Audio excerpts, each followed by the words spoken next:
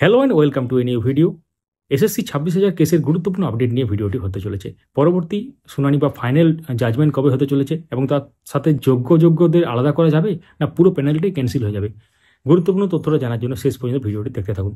অবশ্যই চ্যানেলটিকে সাবস্ক্রাইব করে রাখুন এবং পাশে থাকা বেল আইকন প্রেস করে অল করে দেবেন, তাহলে ইম্পর্টেন্ট যে আপডেটগুলো সেগুলো মিস করবেন না। যারা ফেসবুক থেকে দেখছেন অবশ্যই আমাদের পেজটিকে ফলো করতে ভুলবেন না। আমরা একদম সরাসরি কেস ডিটেল আপনাদের দেখাবো মহামান্য সুপ্রিম কোর্টের অফিসিয়াল সাইট থেকে, এবং যেটা লিস্টেড আছে বা ফাইনাল জাজমেন্টের জন্য পুরো একদম আছে, তো সেটা কিন্তু কবে আছে পুরো ব্যাপারটা আপনারা জানতে পারবেন।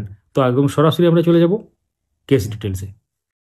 তো আমরা যে মহামান্য সুপ্রিম কোর্টের অফিসিয়াল যে সাইট বা অ্যাপে যদি একটু নজর দিই তাহলে দেখতে পাবেন যে কেস ডিটেলস 18822 এবং 2024, এবং তার সাথে যেটা স্ট্যাটাস এবং স্টেজ যেটা আছে pending motion hearing disposal final disposal at administration stage. তো এক্ষেত্রে ফাইনাল যে জাজমেন্ট সেটা কিন্তু উঠে আসার প্রবল সম্ভাবনা আছে 10/2/2025। দেখতে পাচ্ছেন tentatively case may be listed, likely to be listed on computer generated যে ডেট শো করছে 10/2/2025, অর্থাৎ ফেব্রুয়ারি মাসের 10 তারিখে কিন্তু পরবর্তী শুনানির প্রবল সম্ভাবনা। এখন দেখার বিষয় কি হতে চলেছে, পিটিশনার পক্ষে কারা আছেন দেখতে পাচ্ছেন এখানে, এবং রেসপন্ডের পক্ষে কারা আছেন সেটা দেখতে পাচ্ছেন, এবং পরিষ্কারভাবে সমস্ত ডিটেলস এখানে আপনারা একদম স্ক্রিনে দেখতে পাচ্ছেন। তো আপনারা দেখলেন কেস ডিটেলস এবং কবে সেটা পরবর্তী শুনানি বা ফাইনাল ডিসপোজালের জন্য আছে। এখন প্রশ্ন হচ্ছে যোগ্যদের আলাদা করা যাবে না প্যানেলটাই ক্যান্সেল হবে। তো এটার এক্স্যাক্ট অ্যান্সার কিন্তু আপনারা পাবেন কখন, ফাইনাল ডিসপোজালের দিন।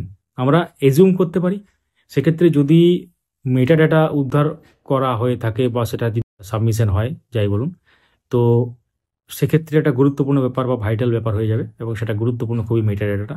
এবং তার সাথে যদি যোগ্য আলাদা লিস্ট আলাদাভাবে আরও মানে জমা হয়, এর আগেও অনেক ব্যাপার জমা হয়েছে এবং অনেক ইনকোয়ারি চলেছে, সেই রিপোর্টও জমা হয়েছে ইন্টারনাল ম্যাটার সেগুলো। তো ফাইনাল ডিসপোজাল দিনে কিন্তু পুরো ব্যাপারটা হয়তো জানা যাবে। তো আপনারা কি মনে করেন যে যোগ্যদের আলাদা করা উচিত না পুরো প্যানেলটাই ক্যান্সেল করা উচিত? কমেন্টে এখনই জানান পুরো মূল্যবান যে মতামত সেটা। ভিডিওটি লাইক এবং সবার সাথে শেয়ার করুন। Thank you so much for watching.